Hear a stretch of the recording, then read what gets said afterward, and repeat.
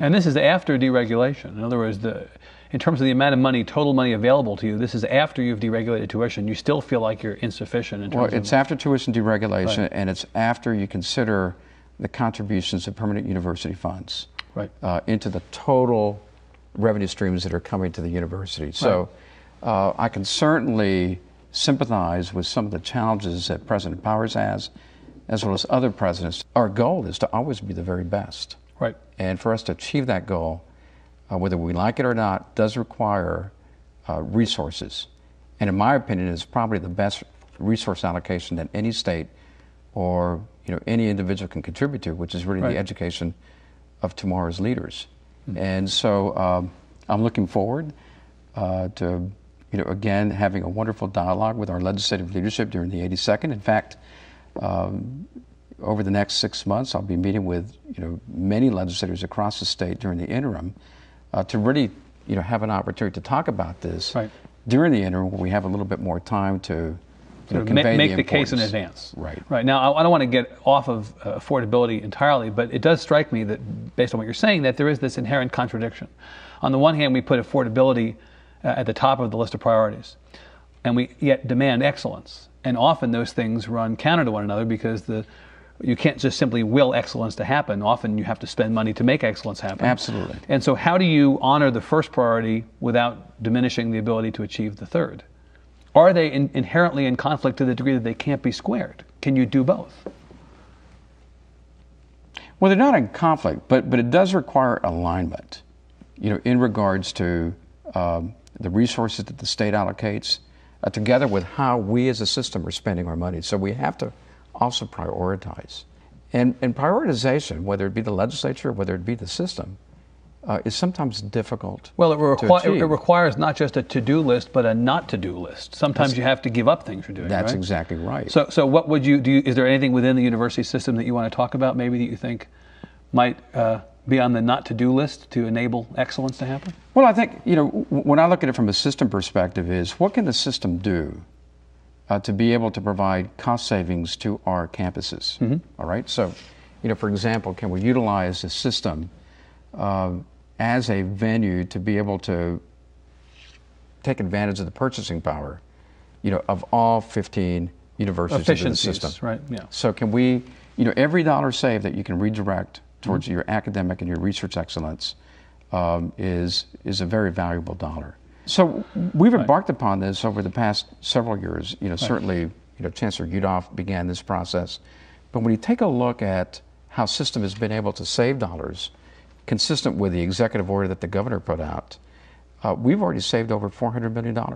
If you take a look at the 82nd legislative session, it's going to be a difficult economic horizon. Right. In some ways more difficult than the one we just came out. And we're not going to have stimulus funds 2 years from now. Right. So I've asked the presidents of each university to really begin to start asking that question. Mm-hmm. Where can we actually contain our costs such that we can reallocate resources and reprioritize towards excellence? How do we keep that momentum moving forward? But it's going to require some hard choices, right? That's correct, and I think you've been sensing exactly what Bill Powers has been, involved with in making some difficult choices to make sure that resources can be allocated towards enhancing excellence. When you take a look at University of Texas at Austin, one of the areas that we need to take a look at is how do we actually fund universities that have basically reached enrollment capacity. Despite having, a superb legislative session, when you take a look at UT Austin specifically, their incremental recurrent dollar increase was about a 1.6% increase. And as you can imagine, that's pretty challenging, to be able to recruit and retain, the very, very best at the time that costs around you are also rising. Right. So a pledge that I've taken upon, which I think has also been, something that's been absolutely wonderful as Chancellor, is to be able to work very closely with the President of the University of Texas at Austin to be able to, better have a common voice with our legislative leaders and with our community.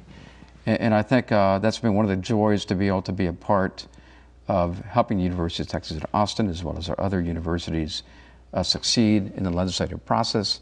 I don't like to stay inside an office. I'm still very much of a physician. You're kind of a social guy by nature, aren't you? No, I just like to walk the halls. Yeah. And I think that's been historically a part of my success, to be able to actually interact with a lot of people, right, and get a lot of input, and let communities know that I really care about their universities and what can we do together to enhance that excellence. Now, let me get in quickly to the third area I mentioned, access, because obviously affordability is important, excellence is important, but in a state like Texas where the population is changing so dramatically, and a lot of folks will want the opportunity to come to schools within the UT system to advance their own situations and better their lives, you've got to provide a way for them to do that. And yet, as you say, UT Austin is maxed out in enrollment. I know that in El Paso, President Natalicio has told me of plans to grow the student body by some astronomical percentage in a very short period of time, really driven as much by necessity there as anything else. Really across the system, you've got the possibility of campuses just growing and growing. Can you adequately provide the kind of access from an admission standpoint and from a capacity standpoint to serve what is going to be a greater and greater need? Well, again, I think that goes back. Well, first of all, if we're going to close the gaps in the state of Texas, there has to be, certainly more students who are matriculating and graduating, from our universities. When you take a look at the challenges that UT Permian Basin has, a small campus,